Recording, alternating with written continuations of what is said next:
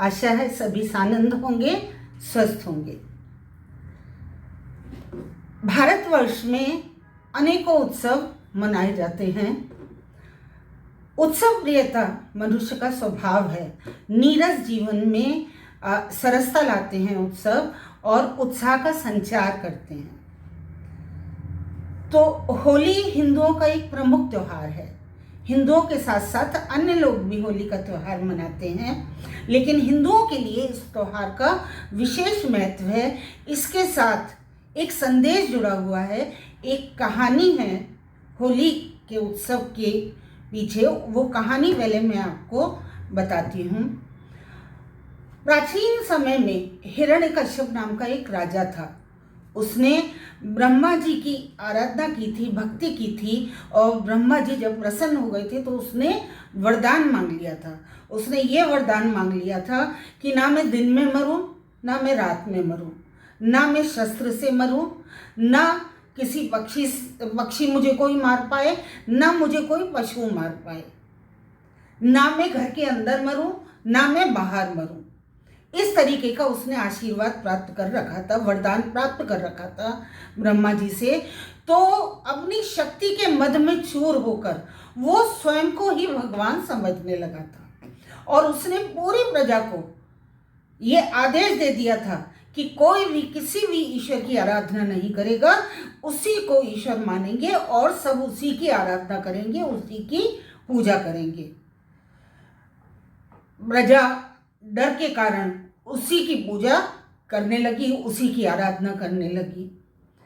हिरण्यकश्यप का एक पुत्र भी था जिसका नाम था प्रहलाद। प्रहलाद अनन्य ईश्वर भक्त था।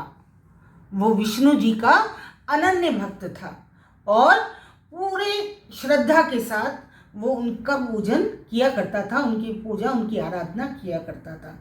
हिरण्यकश्यप को ये बात बहुत नागवार गुजरती थी कि पूरी प्रजा उसको ईश्वर मानकर उसकी आराधना करती है, लेकिन उसका स्वयं का पुत्र उसकी आज्ञा को नहीं मानता है और ईश्वर की पूजा करता है। तो उसने कई बार अपने पुत्र को समझाने की कोशिश करी, लेकिन प्रहलाद पर कोई असर नहीं हुआ। वो निरंतर ईश्वर की साधना में, ईश्वर की आराधना में मग्न रहे। हिरण्यकश्यप ने अपने पुत्र को कई बार मरवाने का प्रयास किया। जैसे एक बार अपने दूतों के हाथों उसको जंगल में छुड़वा दिया और वहाँ बहुत सारे जहरीले सर्प छुड़वा दिए। अगले दिन अपने दूतों से कहा जाओ उसका शव उठा लाओ, लेकिन दूत जब वहाँ पहुँचे तो उन्होंने क्या देखा कि सारे सर्प, सूर्य की रोशनी बढ़ रही है और एक छतरी सी बनाए हुए प्रहलाद के ऊपर धूप ना आए, उन्होंने इस तरीके से अपने फन से धूप का आना उसके ऊपर रोक रखा था। तो उन्हें बड़ा अचंभा हुआ और प्रहलाद को लेकर वो राजमहल में आ गए। हिरण्यकश्यप को पता चला तो उसका क्रोध और ज़्यादा 7वें आसमान पर पहुंच गया। फिर उसने क्या किया कि एक तालाब में जहाँ मगरमच्छ थे वहाँ उसको गिरवा दिया। लेकिन ईश्वर के भक्त, जो ईश्वर का अनन्य भक्त हो, उसकी रक्षा तो ईश्वर करते हैं। मगरमच्छ भी उसका कुछ नहीं बिगाड़ पाए। फिर उसने खौलते हुए तेल में डलवा दिया तो तेल भी शांत हो गया बिल्कुल, वहां भी प्रहलाद का कुछ नहीं बिगड़ा। इसके बाद उसने पहाड़ी से नीचे धक्का दिलवा दिया प्रहलाद को, वहां भी कुछ नहीं हुआ, क्योंकि नीचे फूल और घास पत्तियों के ऊपर प्रहलाद गिरे, वहां भी बच गए। वो कहते हैं ना, जा पर कृपा राम की होई, ता पर कृपा करें सब कोई। मतलब किसी ना किसी तरीके से ईश्वर ने स्वयं आकर प्रहलाद का जीवन बचा लिया। अब हिरण्यकश्यप क्रोध से तिल मिला गया, उसको कुछ सूझ नहीं रहा था। फिर एकदम से उसको ध्यान आया कि उसकी जो बहन है होलिका, उसको शंकर जी से वरदान प्राप्त है। उसकी बहन थी, होलिका नाम की बहन थी हिरण्यकश्यप की। वो समुद्री राक्षसी थी।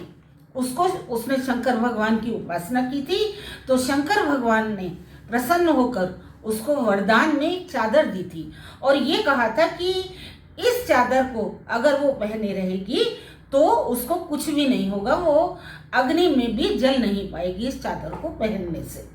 तो हिरण्यकश्यप अपनी बहन के पास गया और उसने उससे ये कहा कि कल तुम राजमहल में आ जाना और प्रहलाद अपनी चादर ओढ़ लेना और प्रहलाद को गोद में ले लेना। तुम चादर पहनी होगी, तुम्हारा तो कुछ भी नहीं बिगड़ेगा। मैं आग जलाऊंगा, उस आग के अंदर तुम चादर पहन के प्रहलाद को अपनी गोदी में लेके बैठ जाना। तुम्हारा तो कुछ होगा नहीं, क्योंकि तुम्हें वरदान प्राप्त है, प्रहलाद जल जाएगा। अगले दिन होलिका वहां पहुंच गई और वो प्रहलाद को चादर ओढ़ के और प्रहलाद को अपनी गोद में लेके जलती हुई अग्नि में प्रवेश कर गई। लेकिन ईश्वर की महिमा, वो चादर ओढ़ के प्रहलाद के ऊपर लिपट गई चारों तरफ से, प्रहलाद बच गया और होलिका जल गई। इसके बाद हिरण्यकश्यप के क्रोध का पारावार नहीं रहा।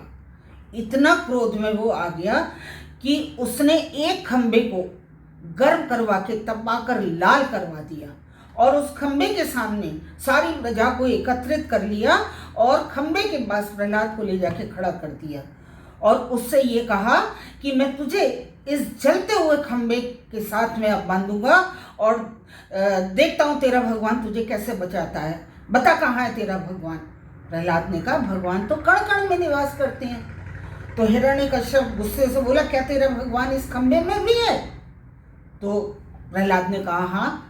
तो उसने कहा ठीक है, फिर तू इस खंबे से लिपट जा, अगर तू जो है वो इस खंबे से नहीं लिपटेगा तो मैं इस तलवार से तेरी गर्दन काट दूंगा।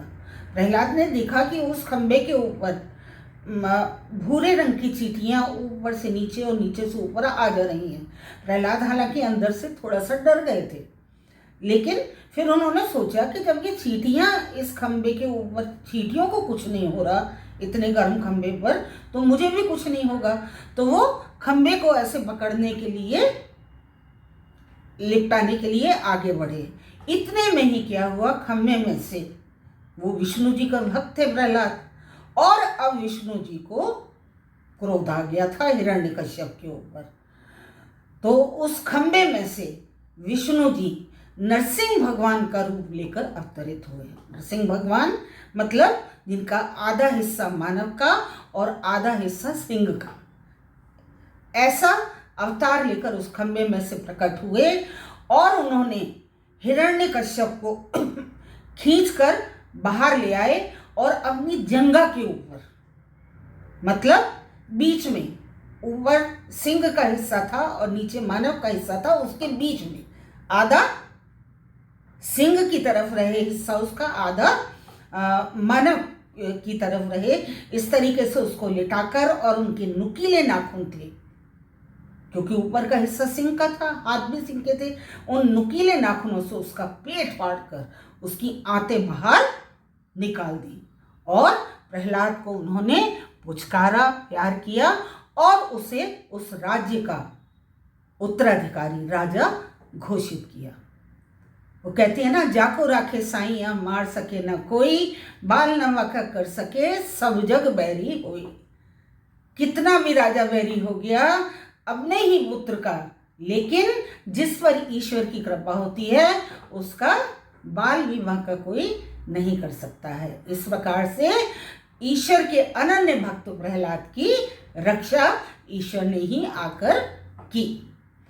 तो इसी घटना के संबंध में होलिकोत्सव मनाया जाता है। होलिका दहन, ये फागुन मास की पूर्णिमा के दिन होलिका दहन किया जाता है इसी घटना की याद में। तो होलिका को जलाया जाता है और प्रहलाद की रक्षा की कामना की जाती है। काफ़ी दिन पहले से प्रशासनिक लोग, धार्मिक संस्थाओं से जुड़े हुए लोग चौराहों पर, खुली जगहों पर, मंदिर में उपले, लंबे लंबे बांस, लकड़ियाँ, ये सारी चीज़ें इकट्ठी करके रख देते हैं और होलिका दहन वाले दिन जो भी मुहूर्त घोषित होता है पंडितों की तरफ से, उस मुहूर्त में पहले दिन में माताएं, बहनें, बच्चे जाते हैं। माताएं जल, चंदन, धागा, उपले, गुलरिया, ये सारी चीज़ें लेकर, और पकवान बनते हैं घरों में, गुजिया, मठरी, सेव, साकी, लड्डू, जो कोई भी जो कुछ बना सकता है। खास इस त्यौहार का जो पकवान होता है वो होता है गुजिया। सभी घरों में बनती है, तरह तरह के पकवान बनते हैं।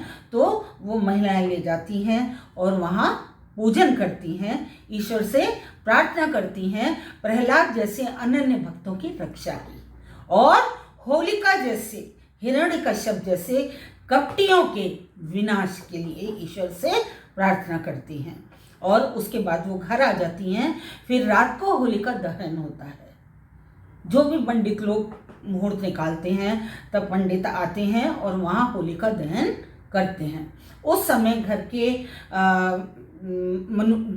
आदमी लोग भी, पुरुष लोग भी, महिलाएं, बच्चे, सभी लोग जाते हैं, वहाँ जाते हैं जब होलिका दहन पंडित जी करते हैं। कनक की वालियाँ लेकर जाते हैं, और आजकल होरे कहते हैं उनको, वो लेकर जाते हैं, वहाँ भूनते हैं उसमें, और वहाँ से अग्नि घर लेकर आते हैं और फिर घर आकर होली जलाते हैं। घर की होली के लिए आप लोगों ने देखा होगा, आप लोगों की मम्मियाँ गोबर से गोल गोल गुलरिया बनाती हैं, उनमें से छेद कर लिया जाता है और सुखा लिया जाता है। जब वो सूख जाती हैं तो माला की तरीके से सुतली में या धागे में उनको पूरे को माला बना ली जाती है, और वो माला कहीं रख कर और उनसे होलिका दहन घरों में किया जाता है। तो उसके लिए अग्नि बाहर से लेकर आते हैं, घर के जितने पुरुष लोग होते हैं बाहर से अग्नि लाते हैं और फिर घर में लाकर होलिका दहन करते हैं।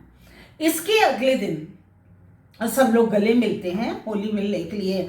आस पड़ोस के लोग भी आते हैं, अगर रिश्तेदार वगैरह भी आसपास रहते हैं तो वो भी आ जाते हैं होली मिलने के लिए, उस दिन भी आ जाते हैं। फिर अगले दिन पड़वा वाले दिन रंग भरी होली खेली जाती है। अच्छा, एक कथा और जुड़ी हुई है होली के त्यौहार से। कहा जाता है कि भगवान श्री कृष्ण ने दुष्टों का संहार करके इस दिन गोपियों, ग्वालों और राधा के साथ में रास रचाया था और रंग भरी होली खेली थी। इसलिए वृंदावन और बरसाने की होली तो विश्व प्रसिद्ध मानी जाती है। वहाँ की लठामार होली, फूलों की होली, अबीर और गुलाल की होली। तो पड़वा वाले दिन सभी लोग अबीर से, गुलाल से, छोटे छोटे बच्चे पिचकारी से, गुब्बारों से होली खेलते हैं। बहुत उत्साह रहता है सभी को, बहुत उत्साह से होली खेलते हैं। पकवान घर में बनते हैं, वो खाते हैं। ठंडाई भी कई जगह बनाई जाती है, ठंडाई पीसी जाती है, घर में बनाई जाती है। कई लोग घर में बनाते हैं, कई लोग बाहर से बॉटल ले आते हैं, उससे बना लेते हैं।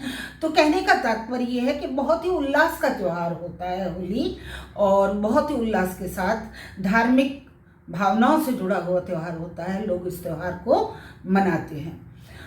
लेकिन कुछ लोग क्या करते हैं कि इस दिन मदिरा का सेवन कर लेते हैं या ज़्यादा भांग वांग खा लेते हैं। वो नहीं करना चाहिए, क्योंकि उससे रंग में भंग पड़ जाता है। त्यौहार का जो आनंद होता है उसमें कमी आ जाती है। कुछ लोग केमिकल वाले रंग एक दूसरे के लगा देते हैं, जिससे त्वचा पर एलर्जी हो जाती है। तो इस तरह का काम नहीं करना चाहिए। हमें अपने घर के बच्चों को भी, अपने आसपास के लोगों को भी, सबको समझाना चाहिए कि खुशियों का त्यौहार है, उत्साह का त्यौहार है, उत्साह को बना रहने दें। रंग में भंग डालने वाला कोई भी काम ना किया जाए।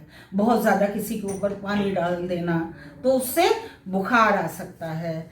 और ज़्यादातर प्रयास करें कि पूरी बाजू के कपड़े पहने उस दिन, और पहले से शरीर पर तेल वगैरह लगा के रख लें, ताकि अगर गलती से केमिकल वाला रंग लग भी जाए तो त्वचा पर उसका असर ना हो। तो उत्साह के साथ होली का त्यौहार मित्रता बनाने के भाव के साथ सबके साथ खेलें और इस त्यौहार को मनाएं, इस त्यौहार का आनंद लें। आप लोग भी आनंद लें और हम भी आनंद लेंगे। इसी के साथ सबको नमस्कार।